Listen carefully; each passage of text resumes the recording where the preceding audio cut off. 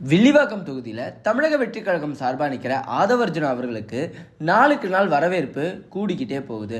அங்கே இருக்கிற தொகுதி மக்கள் ஒவ்வொருத்தங்க வீட்டுக்காக போய் அவங்களோட பிரச்சனைகளை அவர் கேட்டதிய விதத்தை பார்க்கும்போதும், அவர் அங்கே போகும்போது மக்கள் அவர் கொடுக்குற வரவேற்பை பார்க்கும்போதும் நமக்கு வியக்கிறத தவிர்த்து வேற எதுவும் சொல்லவே முடியல.